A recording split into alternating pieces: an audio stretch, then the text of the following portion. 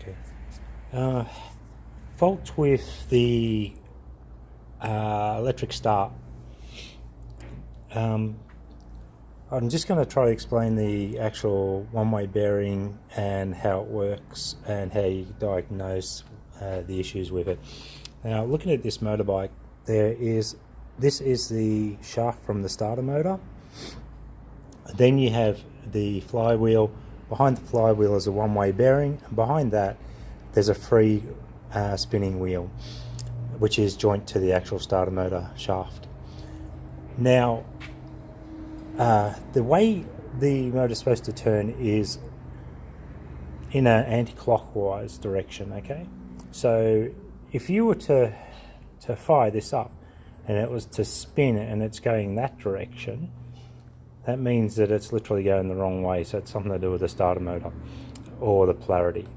It's got to go in that direction. So now, to prove this point, what you need to do is you need to remove the actual flywheel, and then behind that is the actual, then remove the actual starter motor,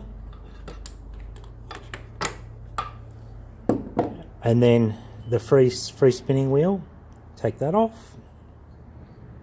Now, what you do is the flywheel, on the back of the flywheel you can see the one-way bearing inside there.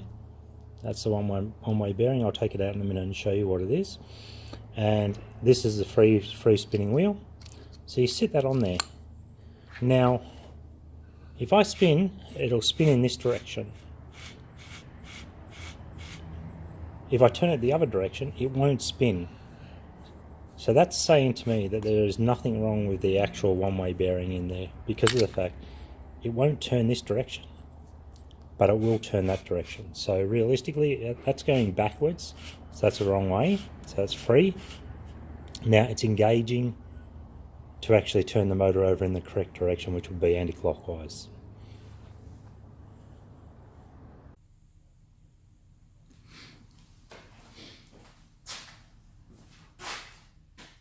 Okay, just going to diagnose how to see whether your one-way bearing in the starter motor is faulty or not. You'll have to remove the actual starter motor and the spleen out of the motor, and then after you've removed that, the flywheel will have to be removed off of the actual bike. Now, after removing that, there's a free wheel which will just literally sits in there, and you can spin it in both directions whilst it's sitting in there, and that's not in there. The actual starter motor is not connected, so it'll just spin back and forwards. So once you've done that, you've got the components out. What you need to do on the actual back of the flywheel, you will find that inside this casing here, there is the one-way bearing and a cover that actually goes over the top of that. So that one-way clutch, one-way bearing, has a little arrow on it. You'll see it. The arrow needs to go downwards. Push it back in there to make sure it's right in there properly. And then there's the actual clip goes over the top, and you just push it back on. Right.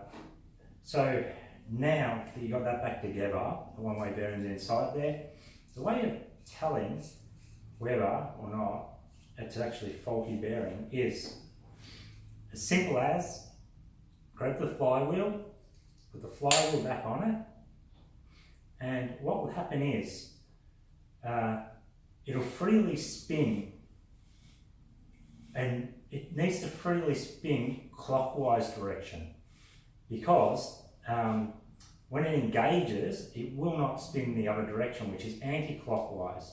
So it actually spins the whole shaft. So clockwise, it just spins. Going anti-clockwise, it actually pushes backwards. So what this in turn does is it'll rotate the actual shaft and everything in the clockwise, anti-clockwise direction to turn the motor over. and then after the motor's actually turned over, what will happen is it'll just keep freewheeling. So it just keeps spinning that way because the one-way bearing allows it to. It will not spin the other direction. Now, if it does spin the other direction, that's how you know that your one-way bearing is actually damaged. So it needs to be replaced.